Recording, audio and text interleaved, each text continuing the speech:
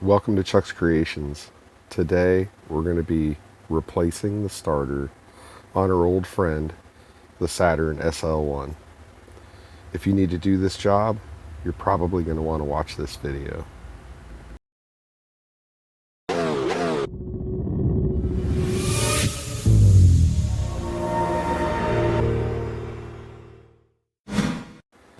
Let's start out by unhooking the battery. I undo both cables, starting with the negative to be safe, just to make sure that they're not corroded or anything. It's a fairly new battery. If you watch the other video, you know I put an alternator in this car a couple months ago. I put a starter in this car, not that long ago either, maybe 4 or 5 months ago. The solenoid stuck on it and it burnt itself up. So we're here today, and what I want to show you is when you're under the car, you really can't see the bolt on the other side. So if you look at the front of the starter, you can see it's 180 degrees on the other side, on the back side of that solenoid. And one way to accomplish getting the starter out is to imagine that you know that it's 180 degrees off over there, and to find that bolt by knowing that it's 180 degrees across from the bolt on the bottom. It sounds easy. And okay, there's your power wire, and the start wire is on the back side on the small stud. I'll show it to you here in just a second. You may notice the power cable is double nutted. They gave a little small nut on the original starter, and of course it did not hold very well, and so I put a large nut on the back side of it and doubled it up. So the little start wire is a 10mm nut. The solenoid nut and the starter bolts are 13mm. I found that on the little start wire that I just took off, you can see in the middle of the screen,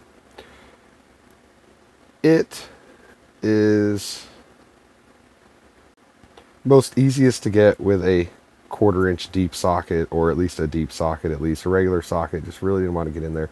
You can see the end of my extension with a regular 13mm socket. I stabbed the bolt on the back side of the starter by guessing, using your intuition, knowing it's 180 degrees across from the front bolt.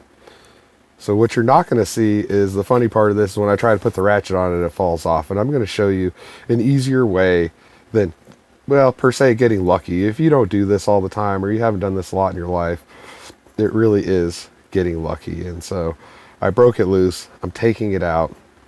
I will show you guys a way that anybody can do this, no matter who they are, when we're putting the starter back in.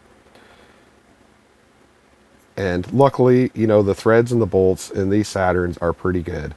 So unless you're up in the rust belt, once you break them loose, they typically come out pretty easily. So we're going to break the bottom bolt loose, and the starter pretty much falls out. There's plenty of room. So we're going to get the new starter in.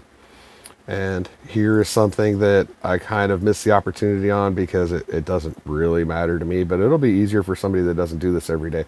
I put the bottom bolt in and I run it about halfway, a little more in.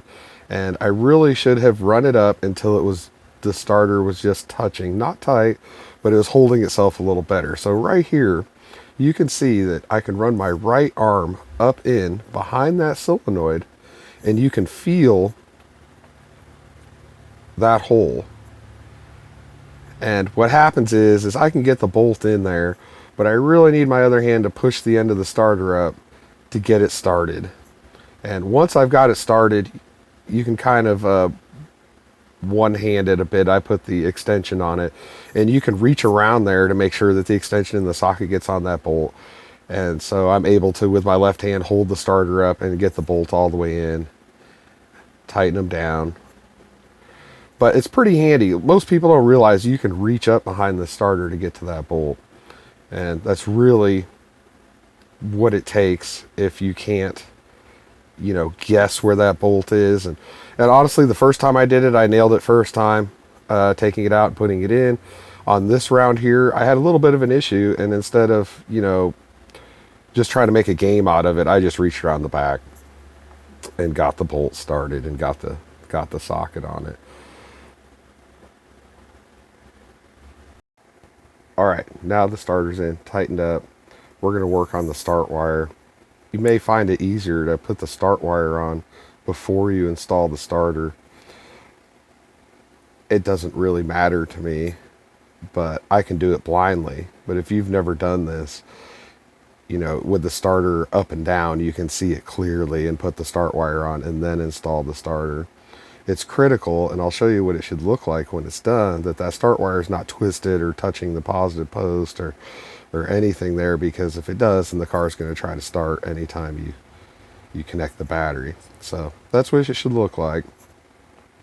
And then we're going to work on putting the battery cables on. I put the alternator wire on opposing the battery wire. Nice and square. This starter comes with a nice thick nut, so it's going to work just fine. Get her cranked down, not super tight. That copper rod isn't super tough. I don't know if you may have noticed, but the first one with the thin nut, it looked to strip a little bit, so that's why it had a big nut on it. We'll get this wrapped up, get the battery connected together, test her out. That's really all there is to the starter. It's not too bad. Hopefully this one's going to be a good part and the solenoid will last for a while. The air cleaner box, you do need to pop it off to get to the battery a little easier, especially if it's completely clamped down. I beat the air cleaner out just a little bit to check it out. I can see light through it. She's good to go. So I hope this is helpful for some of you guys. You do need to get the car up in the air quite a ways so you can get your right arm up in there cleanly. Well, that's it. The Saturn's back on the road once again. I hope this video was helpful for some of you. If it was, drop a like, leave a comment, consider subscribing. I'd appreciate it. Thanks. I'll see you guys next time.